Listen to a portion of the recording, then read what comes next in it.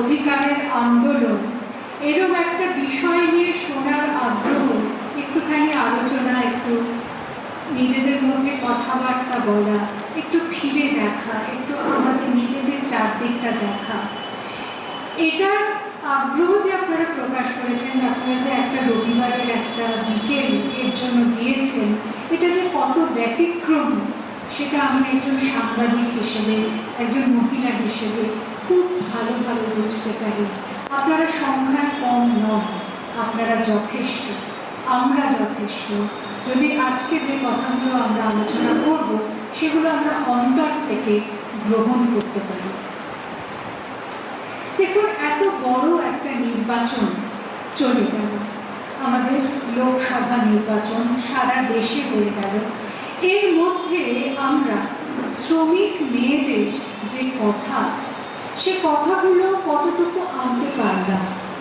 আমাদের পশ্চিমবঙ্গে যদি বলেন, কোন জিনিসটা নিয়ে এবারে সবচেয়ে বেশি কথা হয়েছে বলুন তো? পশ্চিমবঙ্গে ভোট কি নির্ধারণ করেছে? কোন প্রকল্প? লক্ষ্মী ভাণ্ডার সত্যি মেয়েদের কাছে একটা আকর্ষণীয় প্রকল্প বলে প্রমাণিত হলো।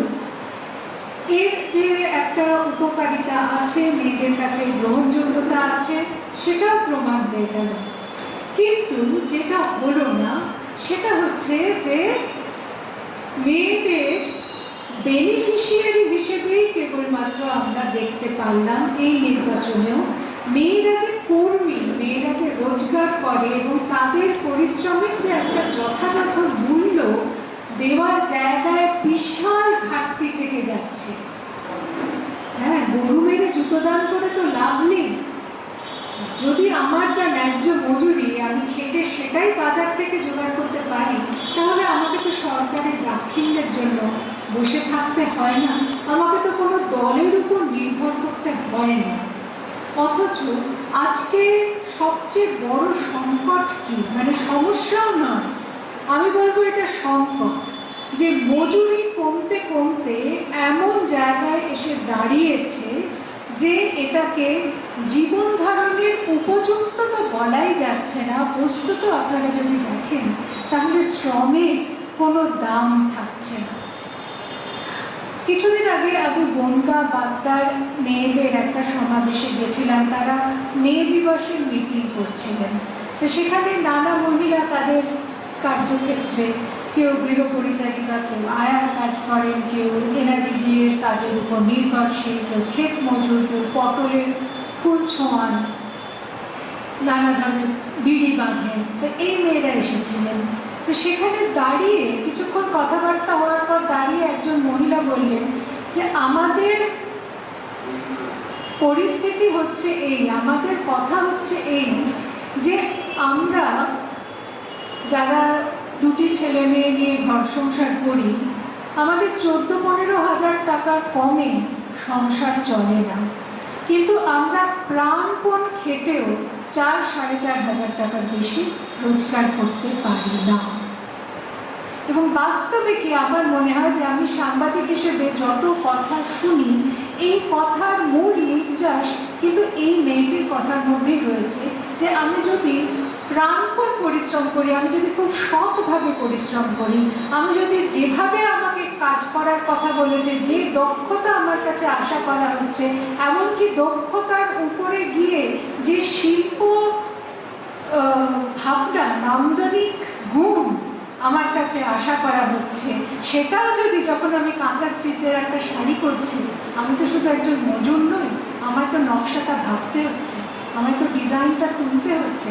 আমি যখন পাটের দড়ি দিয়ে একটা দোলনা বানাচ্ছি, তার মধ্যে কড়ি গাঁথছি, তখন তো আমাকে সেটা কিভাবে করবো, কী করে একটু অভিনব হবে সেটা চিন্তা করতে হচ্ছে। আমি যখন হিঙের বড়ি দিচ্ছি, তখন আমাকে তো, যাতে আমার বড়িটা একটু বিশিষ্ট হয় আর একটু সুন্দর হয়, তার জন্য আমাকে আলাদা বোধ, আলাদা চিন্তা সেখানে দিতে হচ্ছে। কিন্তু তাল পাতা থেকে ফুল, কি অপূর্ব! আমাদের সামনে কিছুদিন আগে আমরা বারুইপুরে সভা করছিলাম, এক মহিলা বানিয়ে দেখালেন, কি সুন্দর। আমি তো চেষ্টা করলে বোধহয় কি বলবো 2 মাসেও আমি একটা বানাতে পারবো কিনা আমার দেখে মনে হলো আমি পারবো না। 100টা ফুল বানিয়ে তিনি 12 টাকা পান। 1000 বিড়ি বাঁধলে, এই কথাগুলো এই মেয়েরা বলতেন যাদের অডিও ভিজুয়াল আমি আজকে নিয়ে এসেছিলাম। 1000টা বিড়ি বাঁধলে আমাদের পশ্চিমবঙ্গ সরকারের মতে 273 টাকা একটি মেয়ের পাওয়ার কথা। 1000 বিড়ি বাঁধতে অন্তত 1.5 দিন লাগে। একটি মেয়ে পায় 140 টাকা, 150 টাকা, 160 টাকা, এবং তারপরেও ওই 1000 বিড়ির মধ্যে রুটিনলি আমরা দেখেছি যে 150টা বিড়ি বাদ দিয়ে দেওয়া হয়, যে এগুলো তোমার বাঁধা হয়নি। সেগুলো কিন্তু তার হাতে ফেরত দেওয়া হয় না, সেগুলো বলা মানে তুমি যদি 1000 বিড়ি বাঁধো তুমি 950 বিড়ি 850 বিড়ি তুমি দাম পাবে। এইভাবে মজুরি প্রতিদিন মারা যায়। এবং আপনারা জানবেন যে কিছু কিছু কাজ আছে যেগুলো মেয়েদের কাজ বলেই নির্দিষ্ট। কেন সেগুলো বিশেষ করে মেয়েদেরই কাজ তার কিন্তু কোনো ব্যাখ্যা পাওয়া যায় না, এক্সেপ্ট যে সেগুলো করতে ভীষণ ধৈর্য লাগে আর কোমর ব্যথা হয়ে যায়, সেই জন্য কোনো পুরুষ সে কাজগুলো করেন না। পেয়ারা, বারুইপুরে মেয়েরা পেয়ারা বাগানে প্রত্যেকটা পেয়ারা প্লাস্টিকে বাঁধে, কারণ বৃষ্টির জল যদি পড়ে সরাসরি ফলের গায়ে, ফলের গ্লেজটা নষ্ট হয়ে যায়, তখন আমরাই কিনবো, বলবো দাগ ধরে গেছে। এই যে ভাবুন যে হয় সে মেঝেতে দাঁড়িয়ে মানে মাটিতে দাঁড়িয়ে, না হলে সে একটা মইয়ের উপর দাঁড়িয়ে ঘাড় উঁচু করে হাত উঁচু করে 6 ঘন্টা পেয়ারা বাগানে তারা কাজ করে।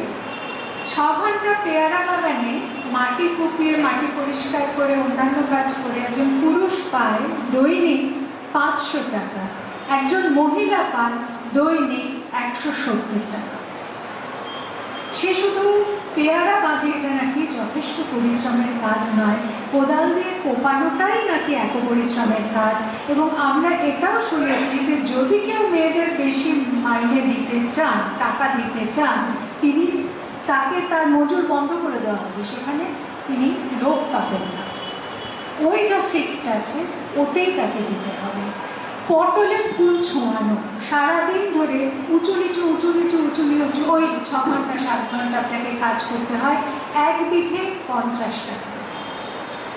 কাঁচা লঙ্কা 1 কিলো 10 টাকা, কাঁচা লঙ্কা তোলা, যে কাঁচা লঙ্কা আপনি 100 টাকা 150 টাকায় কিনি মাঝে মাঝে, সে একটা মেয়ে 1 কিলো লঙ্কা তোলে, ভাবুন তার কতখানি পরিশ্রম হয়। অর্থাৎ আমরা যেটা দেখছি, আমরা এরকম অনেকগুলো পেশা এখন অবধি আমরা একটা মঞ্চ তৈরি করেছি, নারী দিবস উদযাপন মঞ্চ বলে, যেখানে আমরা গিয়ে শুধু শ্রমজীবী মেয়েদের কথা শুনছি। কারণ আমাদের একটা বোধ হচ্ছিল যে নারী আন্দোলনে বলুন আর শ্রমিক আন্দোলনে বলুন, দুটোতে থেকে যেন নারী শ্রমিকরা একটু প্রান্তিক হয়ে গেছে। নারী আন্দোলনের বিষয় হয়ে উঠেছে প্রধানত নারী হিংসা, নারী সেক্সুয়ালিটি, আজকাল 3rd জেন্ডার নিয়ে অনেক কথা হচ্ছে, মানসিক স্বাস্থ্য, প্রত্যেকটাই খুব খুব গুরুত্বপূর্ণ বিষয়।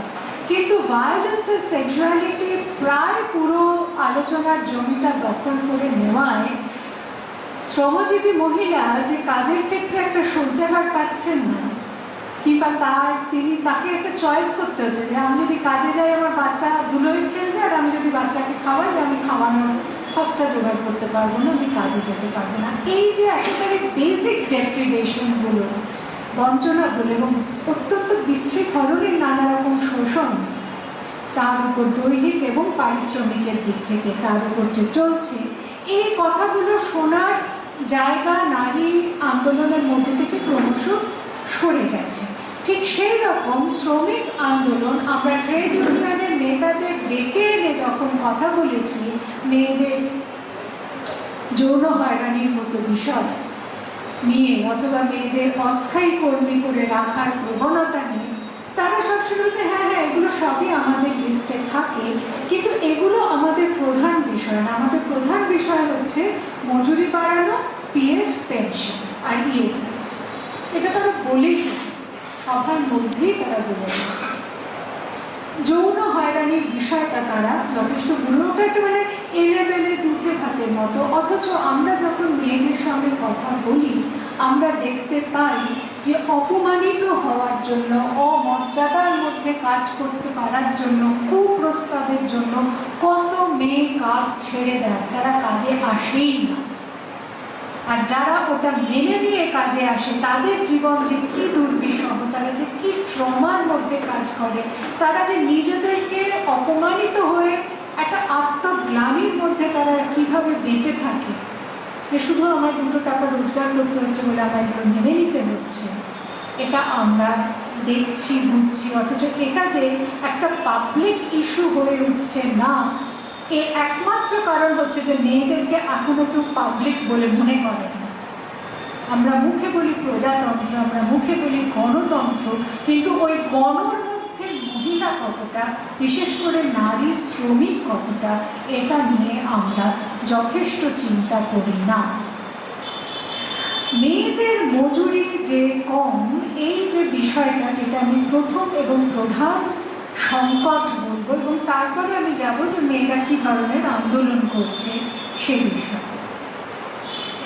এটা কিন্তু একেবারে যে বিষয় এইটুকু এসেছে এবারে ইলেকশনের আগে, আপনারা হয়তো খেয়াল করেছেন যে কংগ্রেস নেতা জয়রাম রমেশ, তিনি ইলেকশন অনেকগুলো ফেজে তো চলেছে, চলতে চলতে একসময় তিনি বলেছিলেন যে 2014 থেকে 2023 এই বিষয় মধ্যে প্রায় 10 বছর, এই 10 বছরে প্রকৃত মজুরি বাড়েনি।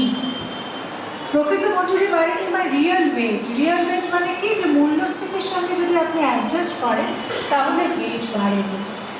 চালের যা দাম 10 বছর আগে ছিল, আজ তো সেই দাম নেই, অথচ মজুরি প্রায় এক রয়ে গেছে, অথবা অতি সামান্য বেড়েছে। আমরা বস্তুত পশ্চিমবঙ্গে জানেন দেখতে পাই যে আজকে মেয়েরা যে মজুরি পায় তা 5 বছর 6 বছর আগের সঙ্গে হয় সমান, না হলে অনেক ক্ষেত্রে অবিশ্বাস্যভাবে মজুরি কমেছে।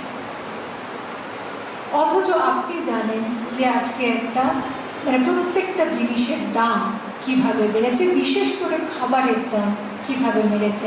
সেদিকে একটি ফুচকা বানায় একটি মেয়ে, সে বলছিল যে দেখো বাজারে কি কি জিনিসের দাম বেড়েছে, আলুর দাম বেড়েছে, ছোলার দাম বেড়েছে, ধনে পাতার দাম বেড়েছে, কাঁচা লঙ্কার দাম বেড়েছে, ডিজেল ফিজেল মানে কুকিং গ্যাস এগুলো তো আমি বাদই দিচ্ছি, কিন্তু আমাকে আজও 10 টাকায় 6টা ফুচকাই দিতে হচ্ছে, এবং তারপরেও 20 টাকার ফুচকা খেলে একটা ফাও দিতে হচ্ছে, না হলে আমার কাস্টমার আমার কাছে আসছে না।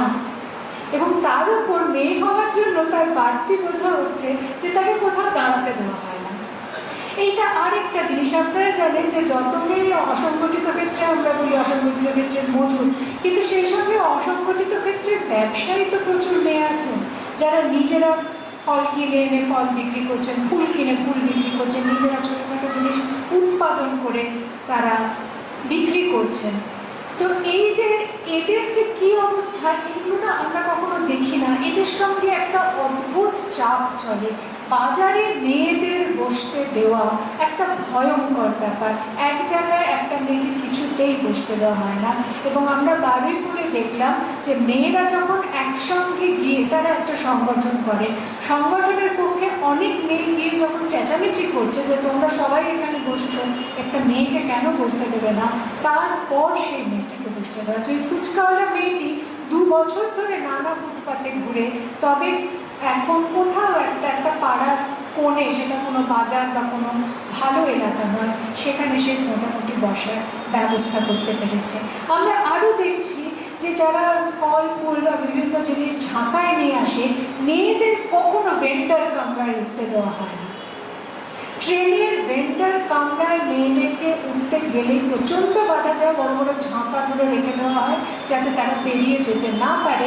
আর তা সত্ত্বেও যে মেয়েরা ডাকাবুকো ভিতরে চলে গিয়ে বসে, তাদের সঙ্গে এত খারাপ ব্যবহার, সেগুলো ওরা মুখে বলতে পারে না।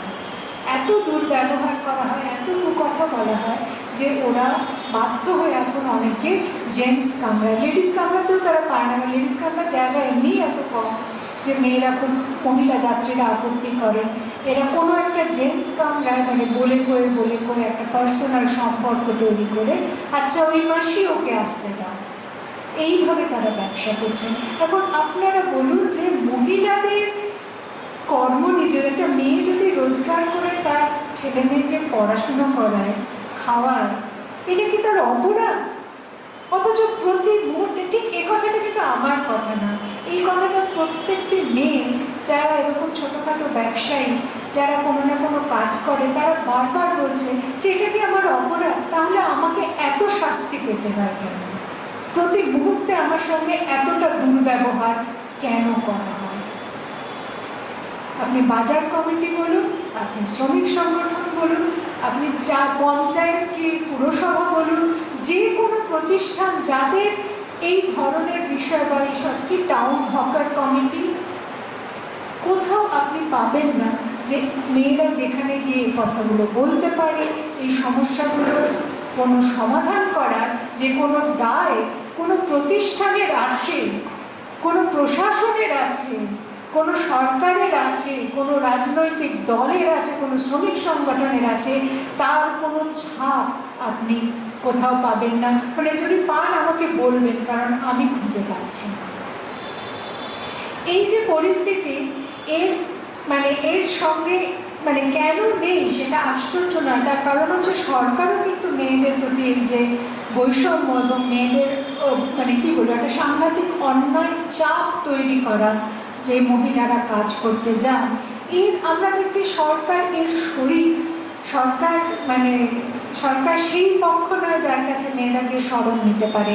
সরকার হচ্ছে দেশেই পক্ষ, বস্তুত যারা এই ধরনের কাজকে প্রকাশ্যে প্রত্যক্ষভাবে বা অপ্রত্যক্ষভাবে মেয়েদের, এই মহিলা কর্মীদের, রোজগারের মেয়েদের এই মার্জিনালাইজেশন, তাদের প্রান্তিকতা, তাদের প্রতি এই অন্যায়ের একটা মদত দিয়ে যাচ্ছে। তারা এই ব্যবস্থাটার একটা অংশ। কিভাবে?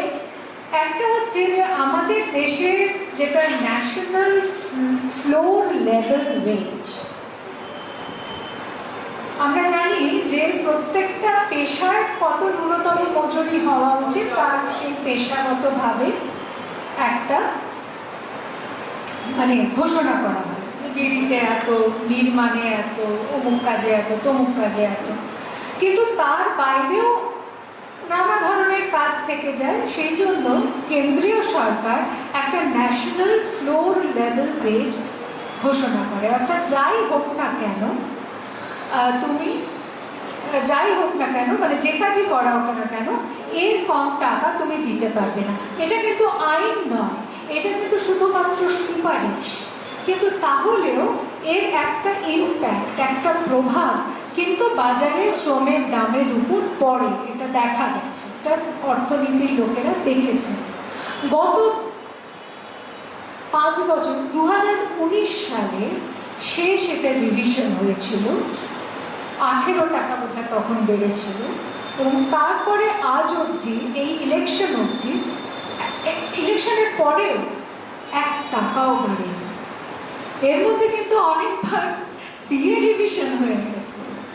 তা আশ্চর্য ব্যাপার যে সরকারি কর্মীর যেখানে ডিয়ারনেস অ্যালাউন্স বাড়াতে হচ্ছে, সেখানে কি করে দরিদ্র মজুরে, যেটা মানে বেসিক মজুরি, একেবারে ন্যূনতম মজুরি, সেটা না বাড়ালে কি করে, মানে সেটা কি করে অ্যাকসেপ্টেবল হয়, কি করে এটার ব্যাখ্যা হয়, আমরা এটা বুঝতে পারি না। কোনো, এমনকি সরকার যে কেন্দ্রীয় সরকার যে কমিটি নিযুক্ত করেছিল, অনুসাপথী কমিটি, এই ফ্লোর লেভেল ওয়েজটা দেখার জন্য, সেই কমিটিও বুঝতে পারেনি, কারণ তারা 375 টাকা ওয়েজ বলেছিল। এবং আপনারা তো খেয়াল করেছেন যে এবারে কংগ্রেস এবং বাম দলগুলো বলেছিল যে আমরা যদি ক্ষমতায় আসি, আমরা 400 টাকা মিনিমাম ওয়েজ পার ডে করব। কিন্তু দেখা গেছে যে মানে সেটা তো হয়নি, এবং ওই 173 টাকা না 76 টাকা সেখানে রয়েছে। অর্থাৎ মজুরি বাড়ানোর প্রয়োজনের দিকটা সরকারিভাবে প্রবলভাবে অবহেলিত হচ্ছে। এখন এর ফলে মেয়েরা যেহেতু ন্যূনতম মজুরিরও কম পায়, তারা বিশেষভাবে সেখানে অ্যাফেক্টেড হচ্ছে। আশ্চর্য হচ্ছে যে ন্যূনতম মজুরি কিন্তু একটা আইন, মিনিমাম ওয়েজেস অ্যাক্ট, এবং সেটা ফলো করা হচ্ছে কিনা সেটা দেখার জন্য কিন্তু আমাদের অফিসার্স আছে, লেবার অফিসার আছে, যারা এইটাই তাদের দেখার কথা। তা সত্ত্বেও পশ্চিমবঙ্গে এমন কোনো পেশা নেই অসংগঠিত ক্ষেত্রে যেখানে কেউ ন্যূনতম মজুরি পায়। কৃষক যেমন প্রায় কোনো ফসলের জন্য বাজার থেকে ন্যূনতম ফসলের দাম পান না, মানে যেটা এমএসপি বলে, মিনিমাম সাপোর্ট প্রাইস, ন্যূনতম সহায়ক মূল্য, সোজা কথা তার চাষের খরচটা উঠে এসে একটু হাতে কিছু থাকে, এরকম যেমন চাষি পান না, সেরকম মজুরও তার মজুরি যা ন্যূনতম হওয়া উচিত, যেটা লিভিং ওয়েজ, যাতে সে খেয়ে পরে বাঁচতে পারে, সেটা তিনি পান না। এটাই হচ্ছে এখন ঘটনা। এবার তার উপরে মেয়েদের বিশেষভাবে যেটা মানে সমস্যা করে সেটা হচ্ছে যে মেয়েদের ঘরে বসে কাজ করার একটা প্রয়োজন হয়, যেহেতু মানে গৃহ পরিচর্যা অর্থাৎ মানে গৃহের কাজ, মানে সংসারের সমস্ত কাজ, রান্নাবান্না ইত্যাদি, তার সঙ্গে শিশু পরিচর্যা, বাচ্চাটাকে দেখাশোনা, তার সঙ্গে বৃদ্ধদের পরিচর্যা, তার সঙ্গে যদি সে মানে চাষি হয় তাহলে তার ছাগল দেখা, হাঁস মুরগি দেখা, অমুক এই সমস্ত কাজ কিন্তু মেয়েটিকে করতে হয়। তার ফলে সে এমন কাজ, নিজের রোজগারের জন্য সে এমন কাজ খোঁজে যে কাজ সে বাড়িতে বসে করতে পারবে, এবং এটাই তার শ্রমের মারাত্মক শোষণের একটা পথ খুলে দেয়। আপনারা আজকে গ্রামে গ্রামে গিয়ে দেখবেন যে এই যে কিছু ঠিকাদার, কিছু দালাল, কিছু এজেন্ট যারা মহাজনী ব্যবসার সঙ্গে মেয়েদের যুক্ত করেছে, তারা ওরকম মানে 9 কেজি আপনাকে পাট দিয়ে যাবে, তা থেকে আপনি দড়ি বুনে যা পাবেন আপনি হিসেব করে যদি দেখেন তাহলে সেটা আপনার মানে তাতে 2 দিনের কাজে মেয়েটা হয়তো 150 টাকা পাবে। আমরা এবং মেয়েটা নিজের অনেক সময় তার হিসেব থাকে না যে বস্তুত তার শ্রমের কি দাম থাকছে। আমরা হিসেব করে যতটুকু বুঝতে পারছি যে ঘন্টা প্রতি মজুরি আজকে পশ্চিমবঙ্গে মেয়েদের 1.5 টাকা থেকে 5-6 টাকা, খুব বেশি হলে 10 টাকা, তার বেশি কেউ ঘন্টা প্রতি মজুরি পায় না। এবং সরকারের এখানে মনোভাব হচ্ছে, এবং সমাজেরও, এই পিতৃতান্ত্রিক পুরুষতান্ত্রিক সমাজেরও এই হচ্ছে মনোভাব যে ও তো ঘরে বসেই আছে, ও যা পাচ্ছে তাই ঢের। এই মনোভাব থেকে সরকার আমাদের যারা আশা কর্মী, যারা অঙ্গনবাড়ি কর্মী, যারা মিড ডে মিল কর্মী, যারা সরকারি স্কিমের কর্মী, বস্তুত যারা মানে মায়ের স্বাস্থ্য এবং শিশুর পুষ্টি ও স্বাস্থ্য এইটাকে নিজেদের হাতের মধ্যে ধরে রেখেছে, সেই যে কর্মীরা তাদেরকে ভলান্টিয়ার, স্বেচ্ছাসেবী করে রেখেছে। তারা কিন্তু দিনে মিনিমাম 7-8 ঘন্টা কাজ করে, আর আশা কর্মী ছুটি, মেয়েদের জন্য ক্রেশ। সরলা দেবী চৌধুরানী 1931 সালে প্রথম ভারতে fundamental rights and fundamental duties তার একটা লিস্ট তৈরি করেছিলেন। সেই লিস্টে 14টা ফান্ডামেন্টাল রাইটস তিনি লিখেছিলেন। তার 4 নম্বর ছিল যে মেয়েদের ন্যায্য মজুরি দিতে হবে, এবং 9 নম্বরে ছিল যে মেয়েদের মাতৃত্বের ছুটি দিতে হবে 1931 সালে। আজ অবধি আমরা দেখছি যে এই যে একেবারে বেসিক জিনিসগুলো, যেগুলো মেয়েদের কাজে যোগ দিতে হলে প্রয়োজন, সেগুলো আমরা মানে পাচ্ছি না তো বটে, কি করে পাবো? প্রত্যেকটা বাজারে যদি মেয়ে সবজিওয়ালা, মাছওয়ালা, বিভিন্ন ধরনের ব্যবসায়ী যদি মেয়েরা থাকেন, এবং থাকারই কথা, তাহলে প্রত্যেকটা বাজারে কেন অন্তত একটা মেয়েদের শৌচাগার নেই, বা থাকলেও সেটা কেন ব্যবহারযোগ্য নয়? আপনি ভাবুন শুধু কলকাতার কলেজ স্ট্রিটের কথা, সেখানে মেয়েরা কাজও করেন, বহু মেয়ে দোকানদার আছেন, বহু মেয়ে নানা দপ্তরির কাজ করেন, এবং বহু মেয়ে সেখানে কাজের জন্য যান, তারা শিক্ষক হোক, গবেষক হোক, ছাত্রছাত্রী হোক, অনেকটা সময় কলেজ স্ট্রিটে তাদের কাটাতে হয়। কোথায় বলুন তো কলেজ স্ট্রিটে একটা মেয়েদের ব্যবহার করার মতো পাবলিক টয়লেট?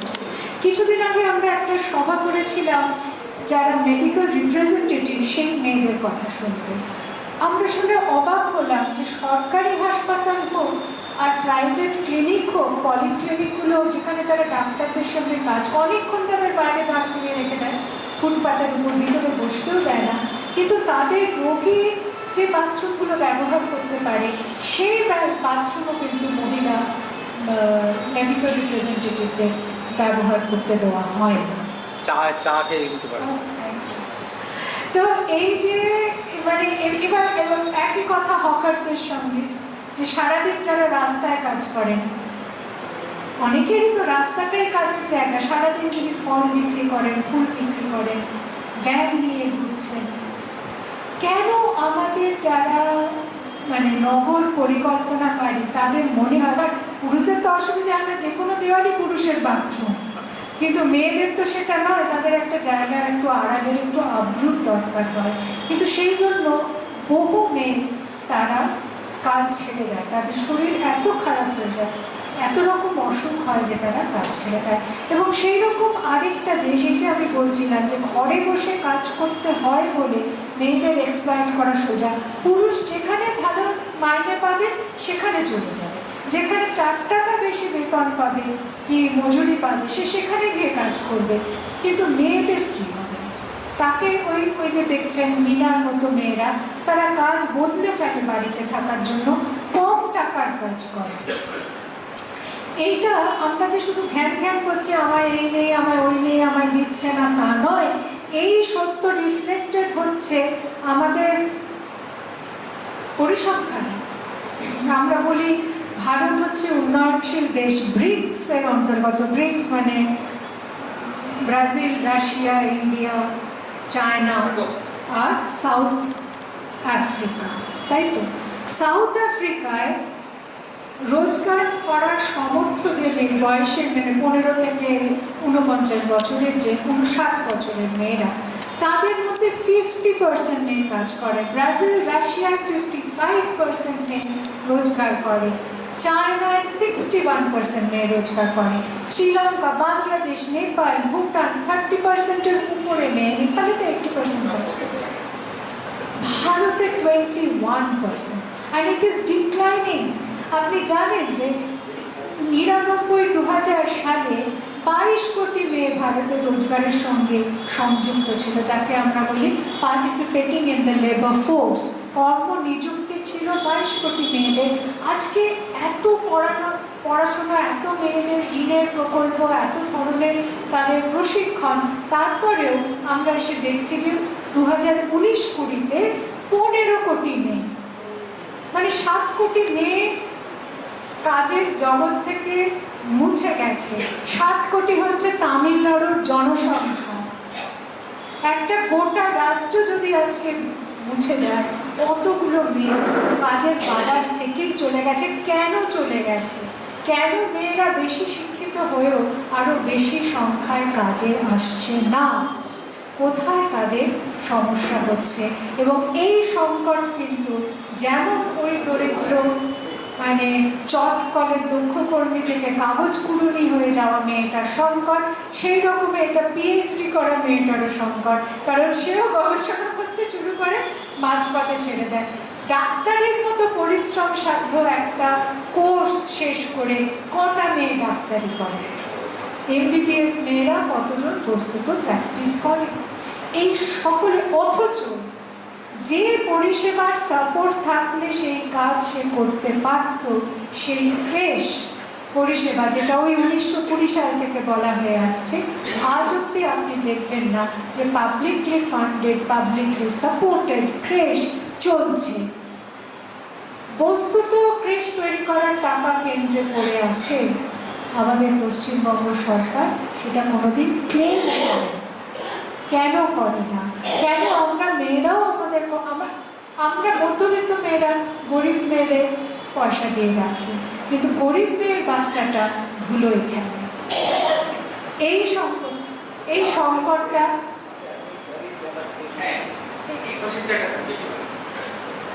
এই সংকটটা আমরা কিভাবে করতে পারবো? এটা একটা মানে সমস্যার কথা বলতে গেলে সারা রাত কেটে যাবে। আমি আন্দোলনের কথায় আসি। আন্দোলনের বিষয়টা হচ্ছে যে মেয়েদের যে আন্দোলনগুলো হয় সেটা কিন্তু অনেক আন্দোলন হয়, কিন্তু সেই আন্দোলনগুলো খানিকটা বলবো আত্মসমালোচনার সুরে, যে খানিকটা মিডিয়ার দৌলতে এবং খানিকটা মধ্যবিত্ত সমাজের শ্রমিক বিমুখতা, দরিদ্র বিমুখতার জন্য আমাদের নজরে আসে না। যেমন ধরুন এবছরে মার্চ মাসে বা তার আগে থেকে বলি যে গত বছর ডিসেম্বরে খুব বড় একটা সর্বভারতীয় আন্দোলন হয়েছিল অঙ্গনবাড়ি, আশা, মিড ডে মিল, যারা সরকারি স্কিমে কাজ করেন যে কর্মীরা, তারা দিল্লির যন্তর মন্তরে গিয়ে মানে কয়েক হাজার কর্মী তারা ধর্ণা দিয়েছিলেন, মঞ্চগুলোয় গিয়েছিলেন, মানে যা যা করার সবই করেছিলেন। তারপরে 29শে ডিসেম্বর তারা আমাদের এখানকার মানে এটা খুব কম হয় যে সবকটা ট্রেড ইউনিয়ন মানে 5টা বড় বিভিন্ন মতের ট্রেড ইউনিয়ন এবং 3টে মানে নন পলিটিক্যালি অ্যাফিলিয়েটেড ট্রেড ইউনিয়ন, তারা এসে সেই মেয়েরা এসে কিন্তু একত্রে একটা সভা, একটা মঞ্চ তৈরি করেছিল কলকাতার ইউনিভার্সিটি ইনস্টিটিউট হলে। তাতেও কাজ, সেখানেও তারা তাদের মানে যথেষ্ট মজুরি, যথেষ্ট মর্যাদা, মাতৃত্বের ছুটি।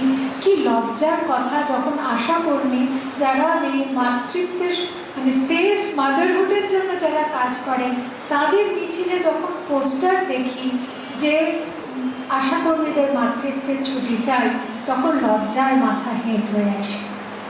তো এই মাতৃত্বের ছুটি সহ অন্যান্য পেনশন ইত্যাদির দাবিতে তাও যখন শুনল না, তারা আপনারা হয়তো খেয়াল করেছেন মার্চ মাসে আশাকর্মীরা বিশাল ধর্মঘট করেছিলেন। একটা পোলিও রবিবার করেছিল, তা সত্ত্বেও তারা কাজে যোগ দেননি এবং ওভার 90% অফ অল আশাস, 90% বেশি তারা কিন্তু যোগ দিয়েছিলেন। তাতে যা হয় ওই স্টেট গভর্নমেন্ট কথাবার্তা বলি একটু মাইনে বাড়িয়েছে, তাতে তারা থেমে গেছেন সাময়িকভাবে। কিন্তু তাদের যেটা মূল কথা যে সরকারি কর্মী হিসেবে আমাদের পরিচিতি দিতে হবে, সেটা এখনো একেবারেই হয়। এছাড়া পশ্চিমবঙ্গে গৃহ পরিচারিকা সমিতির কিন্তু কাজ মানে তারা খুব ইউনাইটেডভাবে আন্দোলন করছেন, কারণ অন্যান্য অনেক রাজ্যে গৃহ পরিচারিকার ন্যূনতম মজুরি আইন পাশ হয়েছে। ওয়ান্স এগেন সেটা কতটা বাইন্ডিং আমরা জানি না, কিন্তু একটা সুপারিশ যদি সরকার করে দেয় তার একটা প্রভাব কিন্তু বাজারের উপর পড়ে এবং মেয়েদেরও দরদস্তুর করতে সুবিধে হয়। আমাদের এখানে এখনো সেটা হয়নি। এছাড়া আপনারা যে দেখলেন এই তহমিনা মণ্ডলের মতো মেয়েরা, মানে আপনারা যদি দেন যে মানে ব্লক লেভেলে যদি আমরা যাই, বহু মেয়ে বকেয়া টাকার জন্য, মজুরি বাড়ানোর জন্য, নানা ধরনের অন্যায়ের বিরুদ্ধে আন্দোলন করে মানে দরজায় তালা দিয়ে দিচ্ছেন বা অন্যান্য সরকারি কর্মীদের ঘেরাও করছেন, এগুলো হয়।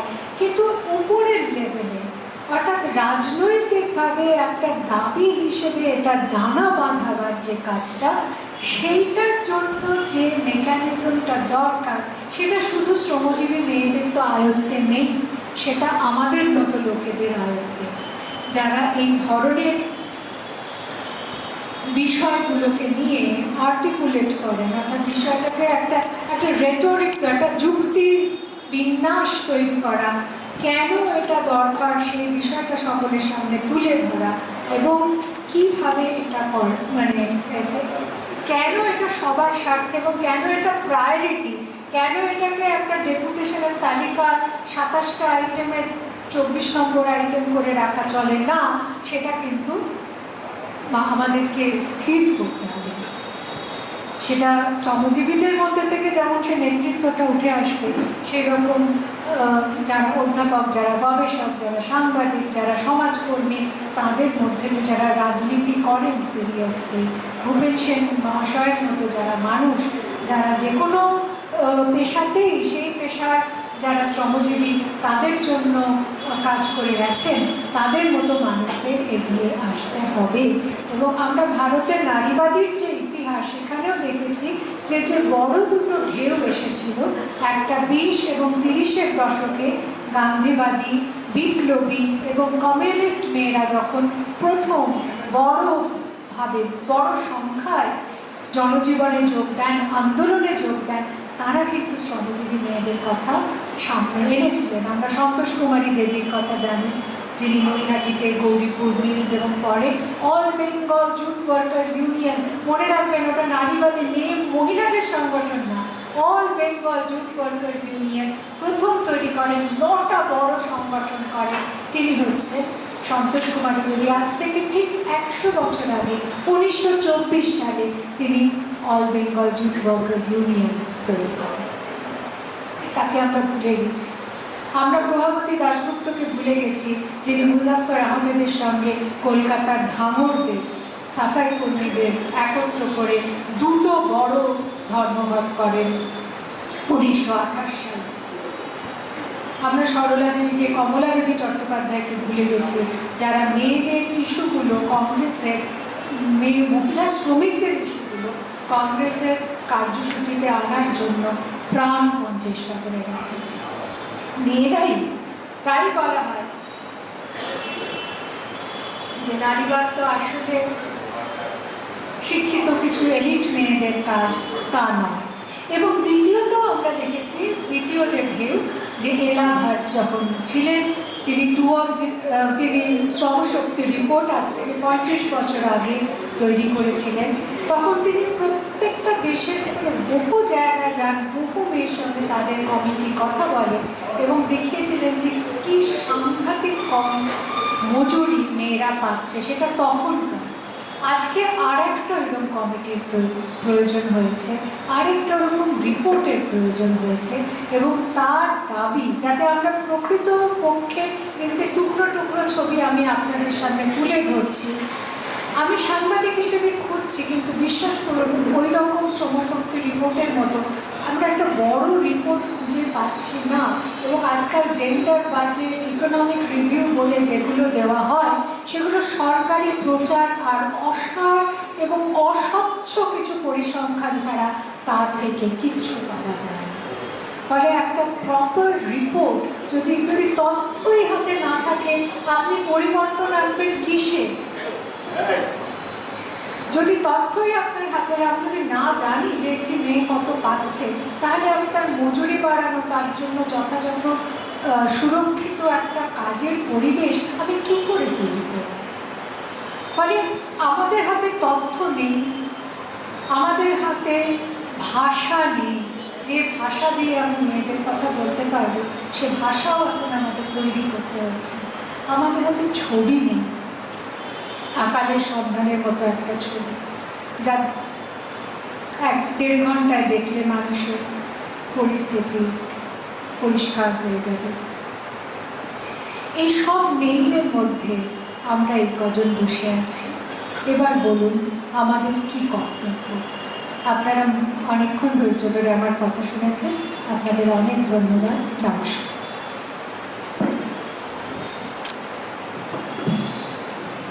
ছুটি মেয়েদের জন্য ক্রেশ। সরলা দেবী চৌধুরানী 1931 সালে প্রথম ভারতে fundamental rights and fundamental duties তার একটা লিস্ট তৈরি করেছিলেন। সেই লিস্টে 14টা ফান্ডামেন্টাল রাইটস তিনি লিখেছিলেন। তার 4 নম্বর ছিল যে মেয়েদের ন্যায্য মজুরি দিতে হবে, এবং 9 নম্বরে ছিল যে মেয়েদের মাতৃত্বের ছুটি দিতে হবে 1931 সালে। আজ অবধি আমরা দেখছি যে এই যে একেবারে বেসিক জিনিসগুলো, যেগুলো মেয়েদের কাজে যোগ দিতে হলে প্রয়োজন, সেগুলো আমরা পাচ্ছি না তো বটে, কি করে পাবো? প্রত্যেকটা বাজারে যদি মেয়ে সবজিওয়ালা, মাছওয়ালা, বিভিন্ন ধরনের ব্যবসায়ী যদি মেয়েরা থাকেন, এবং থাকারই কথা, তাহলে প্রত্যেকটা বাজারে কেন অন্তত একটা মেয়েদের শৌচাগার নেই, বা থাকলেও সেটা যে কেন ব্যবহারযোগ্য নয়?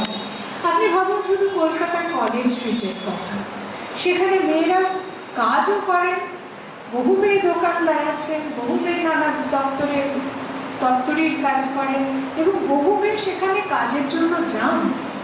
তারা শিক্ষক হোক, গবেষক হোক, ছাত্রছাত্রী হোক, অনেকটা সময় কলেজ স্ট্রিটে তাদের কাটাতে হয়। কোথায় বলুন তো কলেজ স্ট্রিটে একটা মেয়েদের ব্যবহার করার মতো পাবলিক টয়লেট? কিছুদিন আগে আমরা একটা সভা করেছিলাম যারা মেডিকেল রিপ্রেজেন্টেটিভ, সেই মেয়েদের কথা শুনতে আমরা শুনে অবাক হলাম যে সরকারি হাসপাতাল হোক আর প্রাইভেট ক্লিনিক হোক, পলিক্লিনিকগুলো যেখানে তারা ডাক্তারদের সঙ্গে কাজ, অনেকক্ষণ তাদের বাইরে দাঁড় করিয়ে রেখে দেয়, ফুটপাতের উপর ভিতরে বসতেও দেয় না, কিন্তু তাদের রোগী যে বাথরুমগুলো ব্যবহার করতে পারে সেই বাথরুমও কিন্তু মহিলা মেডিকেল রিপ্রেজেন্টেটিভদের ব্যবহার করতে দেওয়া হয় না। চা খেয়ে এগোতে পারে।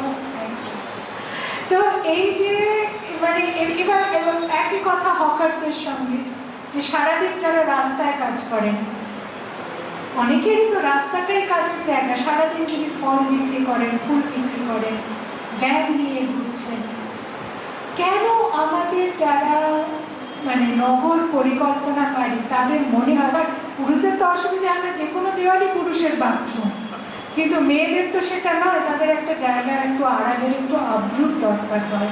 কিন্তু সেই জন্য বহু মেয়ে তারা কাজ ছেড়ে দেয়, তাদের শরীর এত খারাপ হয়ে যায়, এত রকম অসুখ হয় যে তারা কাজ ছেড়ে দেয়।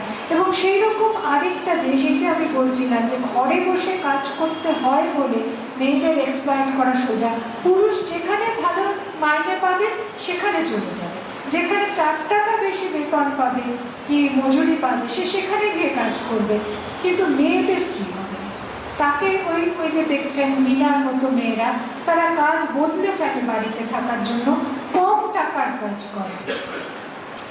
এইটা আমরা যে শুধু ঘ্যান করছি আমায় এই নেই, আমায় ওই নেই, আমায় দিচ্ছে না, তা নয়, এই সত্য রিফ্লেক্টেড হচ্ছে আমাদের পরিসংখ্যানে।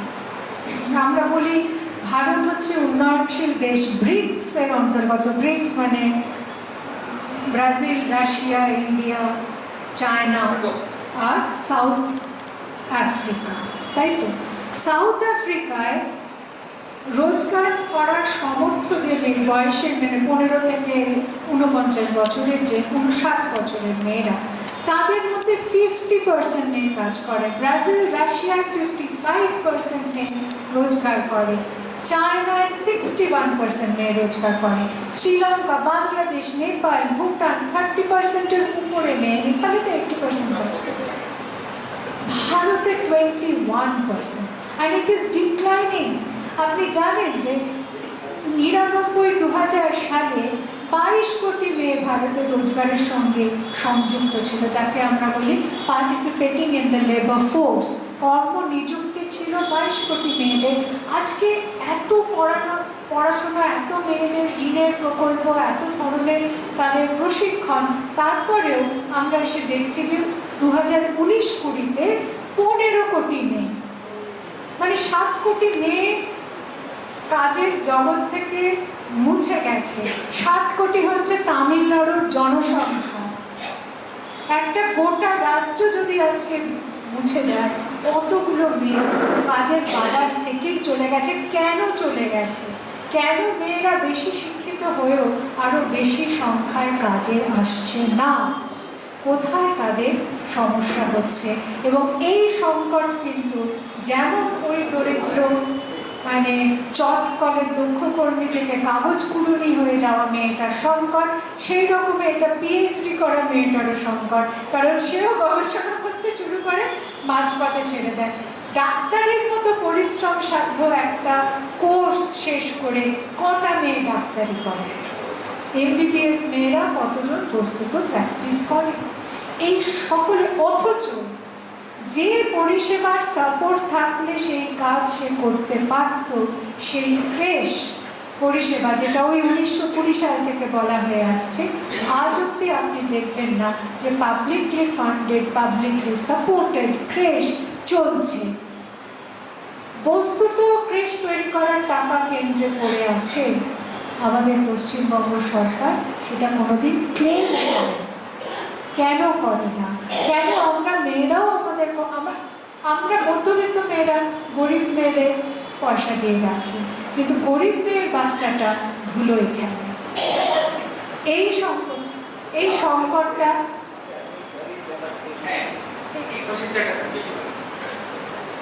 সংকটটা আমরা কিভাবে করতে পারবো? এটা একটা মানে সমস্যার কথা বলতে গেলে সারা রাত কেটে যাবে। আমি আন্দোলনের কথায় আসি। আন্দোলনের বিষয়টা হচ্ছে যে মেয়েদের যে আন্দোলনগুলো হয় সেটা কিন্তু অনেক আন্দোলন হয়, কিন্তু সেই আন্দোলনগুলো খানিকটা বলবো আত্মসমালোচনার সুরে, যে খানিকটা মিডিয়ার দৌলতে এবং খানিকটা মধ্যবিত্ত সমাজের শ্রমিক বিমুখতা, দরিদ্র বিমুখতার জন্য আমাদের নজরে আসে না। যেমন ধরুন এবছরে মার্চ মাসে বা তার আগে থেকে বলি যে গত বছর ডিসেম্বরে খুব বড় একটা সর্বভারতীয় আন্দোলন হয়েছিল অঙ্গনবাড়ি, আশা, মিড ডে মিল, যারা সরকারি স্কিমে কাজ করেন যে কর্মীরা, তারা দিল্লির যন্তর মন্তরে গিয়ে মানে কয়েক হাজার কর্মী তারা ধর্ণা দিয়েছিলেন, মঞ্চগুলোয় গিয়েছিলেন, মানে যা যা করার সবই করেছিলেন। তারপরে 29শে ডিসেম্বর তারা আমাদের এখানকার মানে এটা খুব কম হয় যে সবকটা ট্রেড ইউনিয়ন, মানে 5টা বড় বিভিন্ন মতের ট্রেড ইউনিয়ন এবং 3টে মানে নন পলিটিক্যালি অ্যাফিলিয়েটেড ট্রেড ইউনিয়ন, তারা এসে, সেই মেয়েরা এসে কিন্তু একত্রে একটা সভা, একটা মঞ্চ তৈরি করেছিল কলকাতার ইউনিভার্সিটি ইনস্টিটিউট হলে।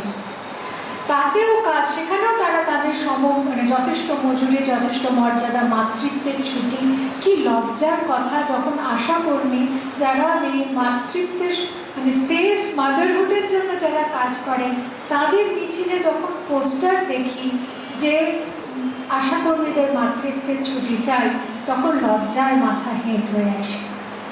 তো এই মাতৃত্বের ছুটি সহ অন্যান্য পেনশন ইত্যাদির দাবিতে তাও যখন শুনল না, তারা, আপনারা হয়তো খেয়াল করেছেন, মার্চ মাসে আশাকর্মীরা বিশাল ধর্মঘট করেছিলেন। একটা পোলিও রবিবার পড়েছিল, তা সত্ত্বেও তারা কাজে যোগ দেননি এবং ওভার 90% অফ অল আশাস, 90% বেশি তারা কিন্তু যোগ দিয়েছিলেন। তাতে যা হয়, ওই স্টেট গভর্নমেন্ট কথাবার্তা বলি একটু মাইনে বাড়িয়েছে, তাতে তারা থেমে গেছেন সাময়িকভাবে। কিন্তু তাদের যেটা মূল কথা যে সরকারি কর্মী হিসেবে আমাদের পরিচিতি দিতে হবে, সেটা এখনো একেবারেই হয়। এছাড়া পশ্চিমবঙ্গে গৃহ পরিচারিকা সমিতির কিন্তু কাজ, মানে তারা খুব ইউনাইটেডভাবে আন্দোলন করছেন, কারণ অন্যান্য অনেক রাজ্যে গৃহ পরিচারিকার ন্যূনতম মজুরি আইন পাশ হয়েছে। ওয়ান্স এগেন সেটা কতটা বাইন্ডিং আমরা জানি না, কিন্তু একটা সুপারিশ যদি সরকার করে দেয়, তার একটা প্রভাব কিন্তু বাজারের উপর পড়ে এবং মেয়েদেরও দরদস্তুর করতে সুবিধে হয়। আমাদের এখানে এখনো সেটা হয়নি। এছাড়া আপনারা যে দেখলেন এই তহমিনা মণ্ডলের মতো মেয়েরা, মানে আপনারা যদি দেন যে মানে ব্লক লেভেলে যদি আমরা যাই, বহু মেয়ে বকেয়া টাকার জন্য, মজুরি বাড়ানোর জন্য, নানা ধরনের অন্যায়ের বিরুদ্ধে আন্দোলন করে মানে দরজায় তালা দিয়ে দিচ্ছেন বা অন্যান্য সরকারি কর্মীদের ঘেরাও করছেন, এগুলো হয়। কিন্তু উপরের লেভেলে, অর্থাৎ রাজনৈতিকভাবে একটা দাবি হিসেবে এটা দানা বাঁধাবার যে কাজটা, সেইটার জন্য যে মেকানিজমটা দরকার, সেটা শুধু শ্রমজীবী মেয়েদের তো আয়ত্তে নেই, সেটা আমাদের মতো লোকেদের আয়ত্তে, যারা এই ধরনের বিষয়গুলোকে নিয়ে আর্টিকুলেট করেন, অর্থাৎ বিষয়টাকে একটা রেটরিক, একটা যুক্তির বিন্যাস তৈরি করা, কেন এটা দরকার সেই বিষয়টা সকলের সামনে তুলে ধরা এবং কিভাবে এটা মানে কেন এটা সবার স্বার্থে এবং কেন এটা প্রায়োরিটি, কেন এটাকে একটা ডেপুটেশনের তালিকা 27টা আইটেমের 24 নম্বর আইটেম করে রাখা চলে না, সেটা কিন্তু আমাদেরকে স্থির করতে হবে।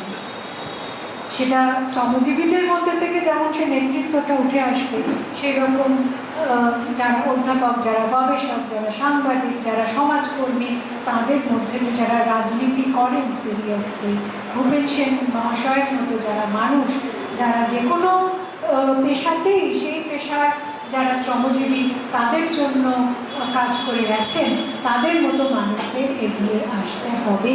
এবং আমরা ভারতের নারীবাদীর যে ইতিহাস, সেখানেও দেখেছি যে যে বড় দুটো ঢেউ এসেছিল, একটা 20 এবং 30-এর দশকে গান্ধীবাদী, বিপ্লবী এবং কমিউনিস্ট মেয়েরা যখন প্রথম বড়ভাবে বড় সংখ্যায় জনজীবনে যোগ দেন, আন্দোলনে যোগ দেন, তারা কিন্তু শ্রমজীবী মেয়েদের কথা সামনে এনেছিলেন। আমরা সন্তোষ কুমারী দেবীর কথা জানি, যিনি নৈহাটিতে গৌরীপুর মিলস এবং পরে all Bengal jute workers union, মনে রাখবেন ওটা নারীবাদী মেয়ে মহিলাদের সংগঠন না, all Bengal jute workers union প্রথম তৈরি করেন, 9টা বড় সংগঠন করেন, তিনি হচ্ছে সন্তোষ কুমারী দেবী। আজ থেকে ঠিক 100 বছর আগে 1924 সালে তিনি all Bengal jute workers union তৈরি করেন। তাকে আমরা ভুলে গেছি। আমরা প্রভাবতী দাশগুপ্তকে ভুলে গেছি, যিনি মুজাফফর আহমেদের সঙ্গে কলকাতার ধাঙড়দের সাফাই কর্মীদের একত্র করে দুটো বড় ধর্মঘট করেন 1928 সালে। আমরা সরলা দেবীকে, কমলা দেবী চট্টোপাধ্যায়কে ভুলে গেছি, যারা মেয়েদের ইস্যুগুলো কংগ্রেসের, মহিলা শ্রমিকদের ইস্যুগুলো কংগ্রেসের কার্যসূচিতে আনার জন্য প্রাণপণ চেষ্টা করে গেছে। মেয়েরাই প্রায় বলা হয় যে নারীবাদ তো আসলে শিক্ষিত কিছু এলিট মেয়েদের কাজ, তা নয়। এবং দ্বিতীয়ত আমরা দেখেছি, দ্বিতীয় যে ঢেউ, যে এলা ভাট যখন ছিলেন, তিনি তিনি শ্রমশক্তি রিপোর্ট আজ থেকে 35 বছর আগে তৈরি করেছিলেন। তখন তিনি প্রত্যেকটা দেশের বহু জায়গায় যান, বহু মেয়ের সঙ্গে তাদের কমিটি কথা বলে এবং দেখিয়েছিলেন যে কি সাংঘাতিক কম মজুরি মেয়েরা পাচ্ছে। সেটা তখনকার। আজকে আরেকটা এরকম কমিটির প্রয়োজন হয়েছে, আরেকটা ওরকম রিপোর্টের প্রয়োজন হয়েছে, এবং তার দাবি যাতে আমরা প্রকৃত পক্ষে এই যে টুকরো টুকরো ছবি আমি আপনাদের সামনে তুলে ধরছি, আমি সাংবাদিক হিসেবে খুঁজছি, কিন্তু বিশ্বাস করুন ওই রকম শ্রমশক্তি রিপোর্টের মতো আমরা একটা বড় রিপোর্ট খুঁজে পাচ্ছি না। এবং আজকাল জেন্ডার বাজেট, ইকোনমিক রিভিউ বলে যেগুলো দেওয়া হয়, সেগুলো সরকারি প্রচার আর অসার এবং অস্বচ্ছ কিছু পরিসংখ্যান ছাড়া তার থেকে কিচ্ছু পাওয়া যায় না। ফলে একটা প্রপার রিপোর্ট যদি তথ্যই হাতে না থাকে, আপনি পরিবর্তন আনবেন কিসে? যদি তথ্যই আপনার হাতে, আমি যদি না জানি যে একটি মেয়ে কত পাচ্ছে, তাহলে আমি তার মজুরি বাড়ানো, তার জন্য যথাযথ সুরক্ষিত একটা কাজের পরিবেশ আমি কি করে তৈরি করব? ফলে আমাদের হাতে তথ্য নেই, আমাদের হাতে ভাষা নেই, যে ভাষা দিয়ে আমি মেয়েদের কথা বলতে পারবো সে ভাষাও এখন আমাদের তৈরি করতে হচ্ছে। আমাদের হাতে ছবি নেই, আকালের সন্ধানের মতো একটা ছবি, যা 1-1.5 ঘন্টায় দেখলে মানুষের পরিস্থিতি পরিষ্কার হয়ে যাবে।